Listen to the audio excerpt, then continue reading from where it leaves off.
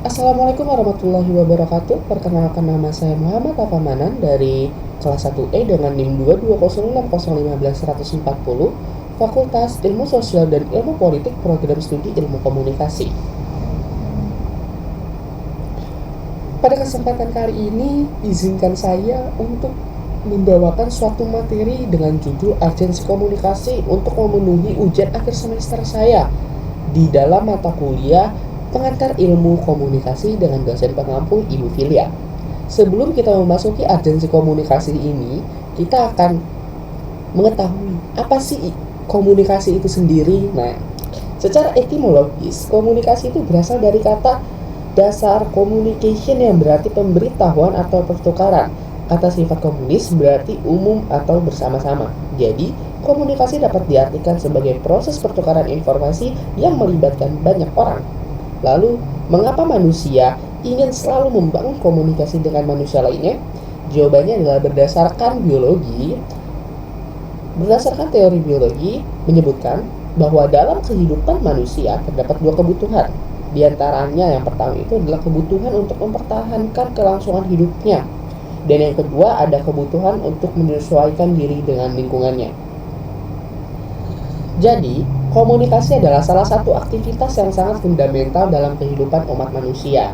Kebutuhan manusia pun untuk berhubungan dengan sesamanya telah diakui oleh hampir semua agama, ras, suku, budaya, dan lain-lainnya.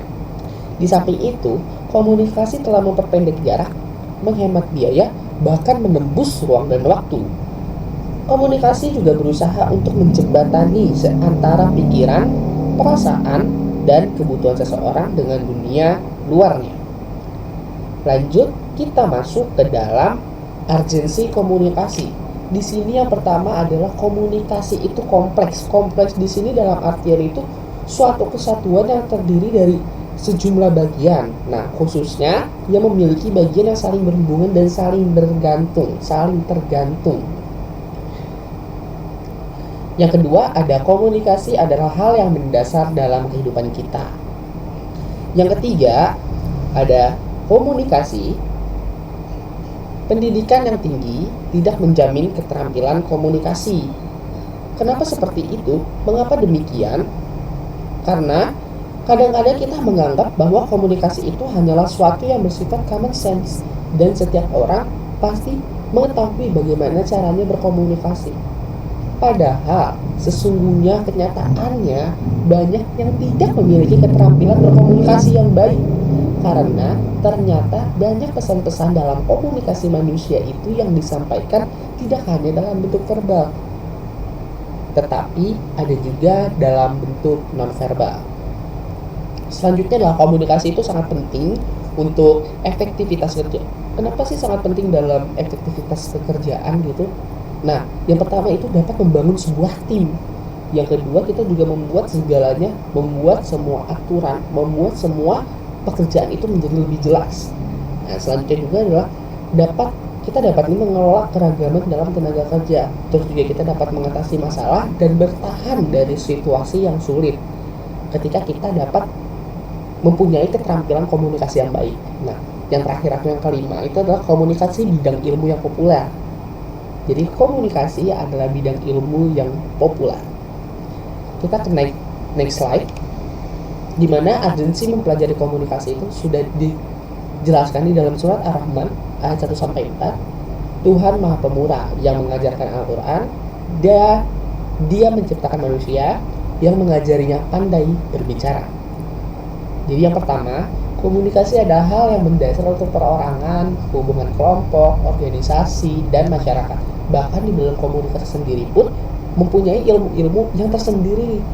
Ada ilmu komunikasi individu, komunikasi antar individu, di mana itu ada perorangan, terus juga lebih dari satu orang gitu. Terus juga ada komunikasi kelompok, komunikasi organisasi, komunikasi masyarakat, dan masih banyak lagi lainnya. Yang kedua itu ada komunikasi melibatkan kegiatan menanggapi dan membuat pesan, serta mengubah pesan menjadi informasi yang dapat dimanfaatkan. Yang ketiga ada komunikasi dapat membantu seseorang beradaptasi dengan orang lain dan lingkungan. Jadi komunikasi itu sangat penting bukan untuk kita berkomunikasi, dengan orang lain dan lingkungan sekitar kita. Nah, yang keempat, ada komunikasi adalah suatu proses. Kita ke next slide, di mana definisi komunikasi ini adalah menurut para ahli ya. Yang pertama itu ada J.S. Simpson dan E.S. Weiner. Mereka beranggapan bahwa definisi komunikasi itu memberikan, menyampaikan, atau bertukar gagasan, pengetahuan atau informasi baik secara lisan, tulisan, ataupun melalui tanda-tanda lainnya. Yang kedua ada George Miller, di mana menurut beliau komunikasi berarti bahwa informasi dikirimkan dari satu tempat ke tempat yang lainnya. Dan yang terakhir ada Shannon and Weaver, di mana definisi komunikasi menurut beliau itu adalah pengiriman informasi, ide, emosi, keterampilan dan lain-lainnya dengan dapat menggunakan dengan simbol, kata-kata, foto, angka, gambar, grafik, dan lain-lainnya. Kita menuju ke slide terakhir, di mana fungsi komunikasi ini ada 4, di mana saya bagi adalah sering, yang S-nya untuk sosial. Nah, sosial ini maksudnya apa sih? Manfaat dari fungsi sosial ini mengisyaratkan bahwa penting bagi kita untuk membentuk konsep diri, aktualisasi diri, kelangsungan diri, menyenangkan dan menghormati orang lain, serta memperoleh kebahagiaan dan menghindari tekanan dan ketegangan. Nah, E-nya di sini untuk ekspresif. Nah, komunikasi disebut menjadi salah satu cara untuk meluapkan perasaan atau emosi kita. Di sini baik dikala kita sendiri atau bersama orang lain, melalui pesan verbal, visual gambar, atau moral vandalisme dan lain-lain. Itu juga emoji media sosial juga dapat mengekspresikan bagaimana kita ekspresi saat itu gitu. Maka banyak dari orang-orang untuk menulis lagu, puisi, dan novel sebagai menunjukkan suasana emosinya gitu. Bahkan ada lagu khusus dalam suatu suasana hati gitu. Banyak kan dari musisi-musisi yang menyampaikan isi hatinya melalui sebuah lagu. Nah, selanjutnya ada yang ketiga itu ada R, di mana R ini adalah ritual. Nah, komunikasi juga dipandang mempunyai fungsi ritual yang biasanya dilakukan secara kolektif.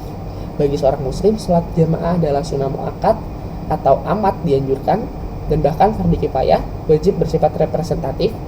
Belum lagi ibadah hasil asimilisasi budaya seperti yasinan, tahlilan, dan lain sebagainya, itu juga menjadi fungsi komunikasi manusia.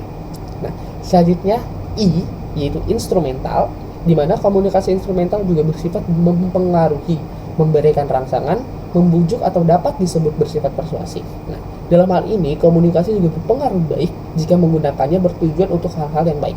Sederhananya seperti pemberian informasi, jika merokok dapat membunuh Anda. Nah, mungkin hanya itu yang dapat saya sajikan dan saya sampaikan dalam materi urgensi komunikasi ini. Jika ada salah kata atau kecepatan dalam saya berbicara, mohon dimaafkan. Kurang lebihnya seperti ini. Dan mungkin cukup sekian dari saya. Terima kasih. Sebelum saya akhiri, saya ingin membawakan sebuah pantun. Bangsakum ketiban sepatu. Wassalamualaikum warahmatullahi wabarakatuh. Bye.